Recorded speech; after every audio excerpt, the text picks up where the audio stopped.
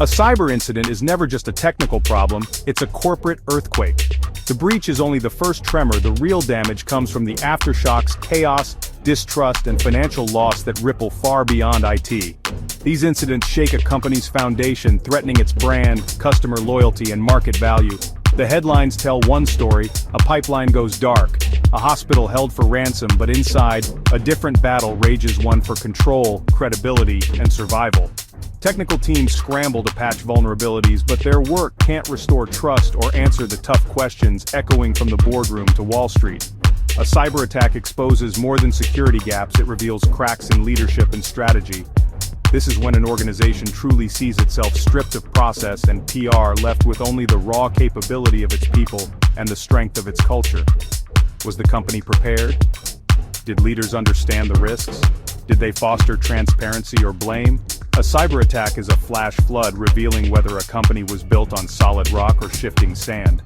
The fallout spreads everywhere. Legal teams brace for lawsuits, communications scramble to control the narrative, finance watches the stock plummet. Every employee feels the impact, from data uncertainty to the weight of public failure. The incident quickly outgrows IT and becomes a fundamental business crisis. It's a brutal audit of resilience conducted by faceless adversaries. The true story is written in the weeks and months that follow in the crucible of crisis. The digital wound is just the beginning.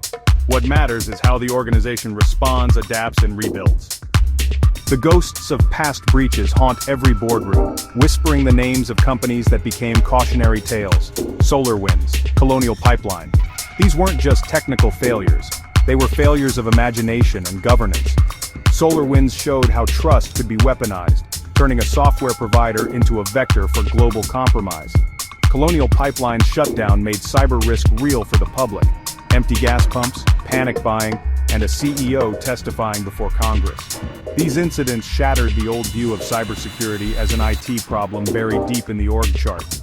Now, boards demand accountability. Who is responsible? Who understands the risks? Leadership ignorance is no longer an excuse, it's a liability. A major cyber incident is now seen as a direct reflection of leadership competence. Boards expect executives to speak intelligently about cyber risk, not just financials. The result? A fundamental shift in expectations. Leadership tenures are on the line. The C-suite is held to a higher standard.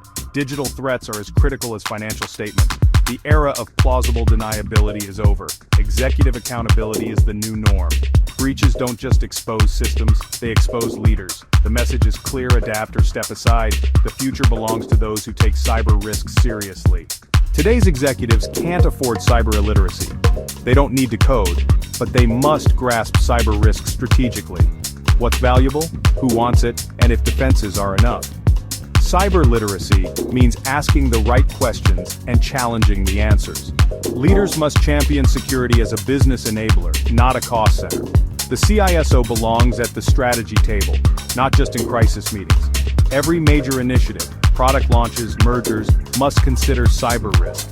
True leaders stay calm under pressure, rehearsing for worst-case scenarios and executing response plans with precision.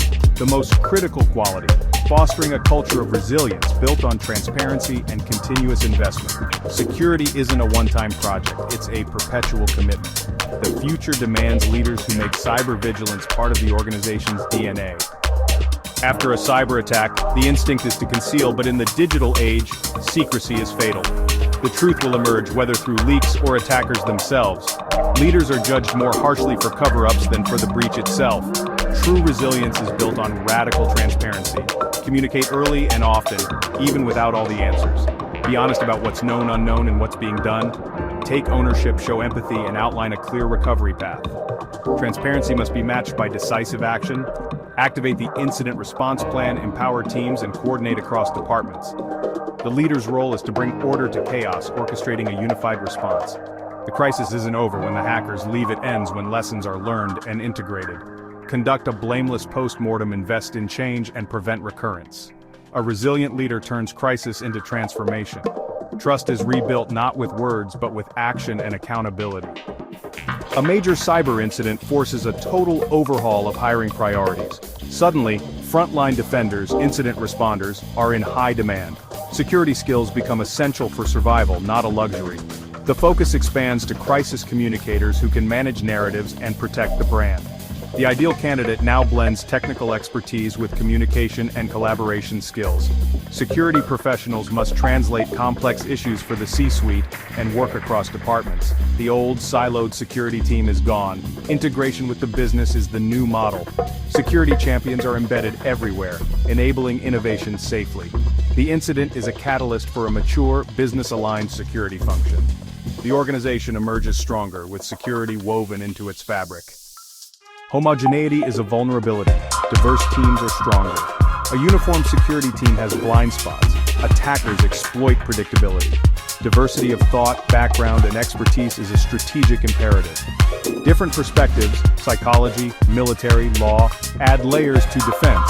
Post-incident hiring seeks candidates from non-traditional backgrounds, focusing on core skills over rigid credentials. Partnerships and apprenticeships widen the talent pool. A diverse team is more creative and adaptable, better at solving novel problems. They challenge assumptions and devise innovative strategies. In cybersecurity, thinking differently is survival. The breach teaches. Resilience requires diversity. A cyber incident is a brutal educator, forcing deep investment in leadership training. The C-suite can no longer delegate cyber risk. They must own it. Specialized training programs put executives through realistic breach simulations, building muscle memory and exposing weaknesses. The curriculum covers technical threats and business impacts, financial, legal, reputational. The goal, a shared language and collective ownership of cybersecurity at the top. This signals a cultural shift. Security is now a core business function. Educated leaders champion security, approve budgets, and foster vigilance. The best defense is a resilient organization where everyone knows their role. The crisis sends leaders back to school, and they emerge as true guardians of the digital enterprise. A major breach drives a hard look at technology and sparks rapid modernization. Companies turn to AI and machine learning to augment human defenders and rebuild teams. AI-powered hiring platforms identify talent and reduce bias, supporting diversity.